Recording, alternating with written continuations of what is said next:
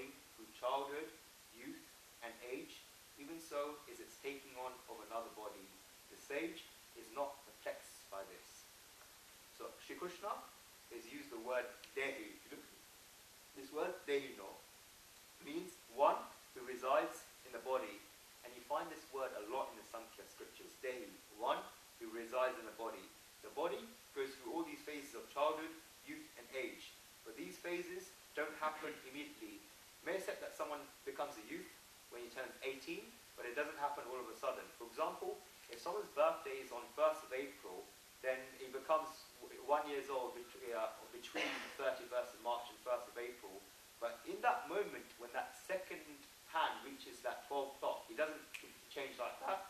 It's a slow, gradual change. There's no sudden change in his nature. It's a very, very gradual change. And you go through these three phases: childhood, youth, and age. The body goes through childhood, youth, age, and then takes on another body. So if we want to draw a graph, then at the start of that graph would be birth, and then upwards you go from childhood and youth, and then it'll go back down to the age, and then it'll finish, and you start again to level childhood, you go back up to youth, and then go back down to age, and the graph will finish again. So childhood, youth, age, finish. Childhood, youth, and age. After a while, it will stay at the bottom, and then start again and go back up to childhood, and follow the birth, and then childhood again. The cycle keeps running over and over again, and I explain the graph. So childhood, youth, and then age all the way down. From this birth, the body starts its journey towards death, and that's what we call life. From birth to death, and after death, we have the next birth. So life is between birth and death, and you have the gap in the middle, and then you have the next life. It starts all over again. The time in between is described in our scriptures, and we're going to talk about it in the next class, next week's class. What happens? Why do we have funerals for that set number of days? What happens to the soul between that period? How does rebirth take place? We'll talk about that. And it said in the verse, jignati yati hi hatpi, in that verse. And we'll come back to that verse in the next class. Some scriptures say that no time is taken up between death and rebirth, but that is incorrect. There's always a time in between. Some people it's longer, but we'll go into that later. It's always a gap. During that time, the soul is in its natural form, and then the soul gets a body when we get life. Shri Krishna says that the patient soul is not reborn. I'm going to explain how one becomes patient. Three things I need you to become patient. The first thing, only a person who has faith in the soul becomes patient. You have to have faith in the soul. Second, only a person that has faith in God can be patient. You have to have faith in God. Thirdly, the person who surrenders to God can be patient. That's why Shri Krishna stresses these points again and again. We have to be patient, we have to have faith in the soul, faith in God, and we have to surrender. That surrender to God, and then we can achieve patience. D means the intellect. Who knows the Gayatri mantra? Okay, say Di o yo na right at the end. It says Di o yo na pacho deyat. These enlighten our intellects. If you don't have the prayer scriptures from our souvenirs, grab one. We've got the Gayatri mantra. Di o yo na pacho deyat. Please enlighten our intellects. So you meant Di means the intellect. Ra means give. So Dir, which means patient, means one who gives his intellect to others. Therefore, a person who offers his intellect to give wisdom to others to achieve union with God is patient. And that person becomes patient who has those qualities. There's three qualities to describe, and also Dir, giving your intellect to others. So when Guruji talks about patience, he always remembers the event from the Mahabharata. When the Mahabharata war was over, the Pandavas were very grieved. So many people had died. They had lost their own people. In particular, we explained earlier, Arjun was a very, very sensitive person. Arjun was so sad he had lost Abhimanyu in the war. Who knows who Abhimanyu was? Arjun's son. Yeah, so in Hastinapur, Arjun took no interest and gave no concentration in running the kingdom. He kept remembering Abhimanyu, so young. He was only 21 years of age. He had so much potential. What would have happened if he had lived? They killed him in cold blood. Knowing that Abhimanyu only knew how to enter the spiral formation and not to get out, they knew this and they killed him unrighteously. Arjun was very, very grieved about it. Imagine losing your young son who's so talented, he was a great fighter, great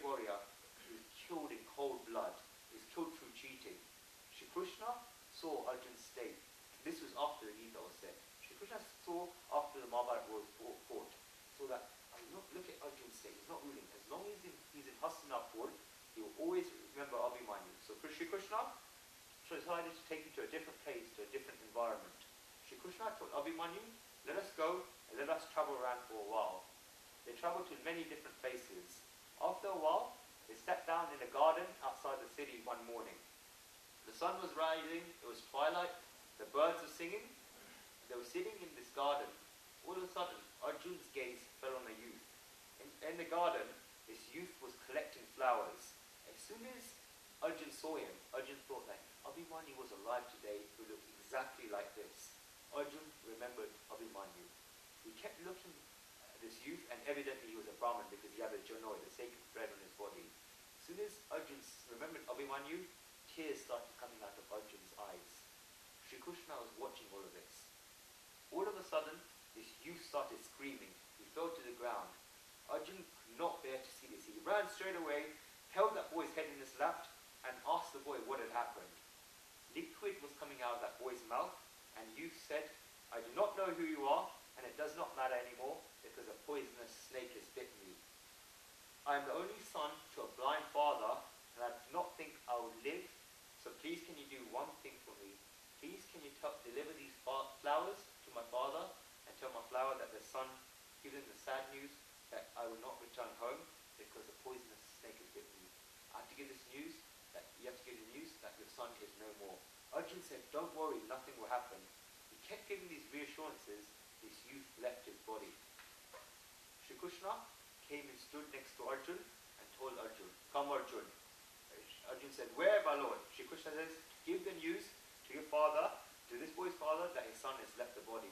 Arjun said, Lord, no, I will not be able to go. I've already lost Abhimanyu. I know exactly what it feels like to lose a son. How can I tell this blind father that his son is no more? Shri Krishna said, Arjun, you will have to go because you've given a promise to a dying man. Arjun picked up this bunch of flowers and stood up. They started the search. They saw a boy playing outside the city and asked him, is there a Brahmin in this town who's blind and only has one son? The boy said, are you talking about Yagnadutta? Keep walking straight, and when you see a house where there's a parrot in a front lawn reciting hymns to the Vedas, then this is the house of that Brahmin. This is how learned he was. A parrot outside his house reciting the verses from the Vedas. They went and heard the verses from the Vedas coming out of the parrot's mouth. They knocked on the door, and this elderly blind person came saying, have you come back, son? Arjun gave the answer that the Supreme Being, Shri Krishna, is here, and I have also come back to him. This Brahmin got so happy that Shri Krishna has come. He said, Lord, I'm so grateful you have come, my Lord. There's a bed here. Lord, please come here. Sit down. I want to worship you and honor you. My son is going to get flowers, Lord. He'll be coming in soon. As soon as he comes and brings these flowers, Lord, I'll offer them to you. I'll worship you. I've been waiting for this my whole life. Arjun immediately said, that son. The Brahmin, as soon as he said this son, the Brahmin replied, I'll tell you about my son. About what a son I have. My Lord has made me blind but my whole life, but he's given me such a great son that my blindness doesn't hurt me anymore. He's so nice. Arjun said, yes, your son. Arjunji, I'm walking around with so much pride because of what my son is like. He's only 18 years of age, but he's learned all the Vedas. He can recite all the Vedas off by heart. In this whole town, there's not a single boy who is enlightened as my son.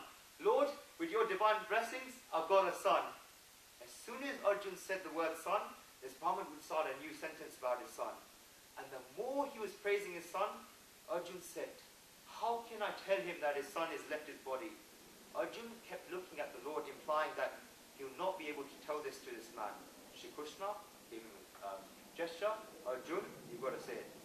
As the Brahmin kept continuously talking about his son, Arjun put a stone in his heart's place and told the Brahmin, the son, your praising is no more. He is gathering flowers in the garden, and a poisonous snake bit him. He had left his body, and he sent us to pass this news to you, and he sent us these flowers. As soon as Arjun gave these words to his Brahmin, they were like lightning to him. Big shock. He sat down immediately on the floor. Tears kept flowing from his eyes. The son who had recited the Vedas, such a great son, he was the most enlightened person in town, he had gone to do something for his father, a blind son, he was only reliant. He's got the shocking news that his son eyes remained closed. After a few moments, he immediately got up, opened his eyes, and told the Supreme Being, Lord, didn't I tell you my son is special? Look, he's gone, but he's died, so he's given me the opportunity to see the Supreme Being himself. Not only that, he died, leaving me these flowers so I can offer them to the Supreme Lord. At that moment, when she told that, Arjun looked at Shri Krishna. Shri Krishna looked at Arjun. So, Arjun, you've heard the Gita. This person has not even heard the Gita. The Brahmin said to him, he had so much praise, he says to Shri Krishna, Lord, whatever pleases you will happen. Shri Krishna tells Arjun, he's not even heard the Gita. He has so much faith in me that he's told me whatever pleases me will happen. This is what he called patience. Faith in the soul, faith in God, and surrender to God. The Brahman told Shri Krishna that my son died so that I could get blessings of you and I could offer these flowers to you. Lord, whatever pleases you will happen. That's what he called knowledge. Shri Krishna told Arjun, Arjun, this is knowledge. This is patience. A person who's never even heard the Gita. So whatever happens in life, it's so that we can achieve that union with God. It's with God's intention. A patient person doesn't become entranced by this. There's a very beautiful mantra in the Chandogya Upanishad that Deva Brahmano Rupe Murtan Cheva Muchachana Amrutchancha. This describes two forms of Brahman. Firstly, Amruta and Amar, or secondly, Murta and Martya. The first means formless and immortal, and that which is formless is immortal, but as soon as it achieves a form, then it becomes mortal. All the incarnations of God have passed away, but the formless version of God, the formless God, formless Brahman never passes away. It's the form always has that immortal and has that characteristic of being eliminated. Whatever is created is also destroyed. Whatever appears also disappears.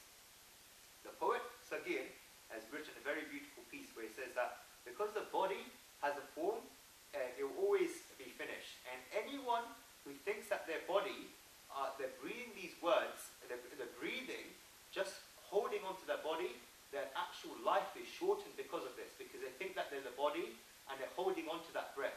When you're holding to that soul, as we showed in meditation, you slow down your breathing, you're actually enhancing your life, you're slowing down your breathing. When you're worried, when you're connected to your body, it actually reduces your lifespan.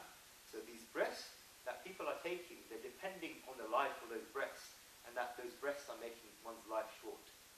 All lives come to an end. How does our life come? How does our life made? Our scriptures give a very good answer to this. When the wind is blowing, it creates a ripple in the water, in the sea's water. The actual water is not affected by this. It's just a ripple. It comes back. It's just a ripple created by the blowing wind. It's just moving as a result of the wind. So when the wind stops, then the sea becomes calm as well. It's all because of the wind. So therefore, the wind does not affect the quantity of the water. It's just when we make, in a similar way, when we make a breath, then life starts. But when this life meets the soul, then it's when this soul meets the life, and it's just like a ripple in that water. And at the end, it's a whole sea. The sea becomes calm in the end. Once those ripples go away, that's like a life. It's like a ripple. When the wind comes, wind goes, and the ripple goes away. However many lives come, that content of the soul is not affected. It stays the same, and this is what's written in the Samkhya scriptures. The soul is not unaffected because it knows all of this. It's because of our lack of identification with the soul that we think we're the body. Now Arjun is thinking, Lord, the body has relations with everything at the beginning, and when it's finished, all these relations come to an end. But the soul has no relations. But Lord, we have these relations because we in these 100 years or so, we still have these relations, don't we? These relations give us happiness and sadness. When we have relations with some people, it feels good. And when we have relations with others, it feels wrong. What about that? When we die, we lose those relations. Isn't it right that we feel sad because we've had those relations throughout our life? Is that grief not right, Lord? If I'm here in this world and I die, it's not right that my loved person should feel grief. The happiness they gave me, why should it go away? The happiness and the love they had for me, why should that go away? Then what happens to that happiness? What happens to that love when I die? Shri Krishna is going to give that answer to that in the next verse.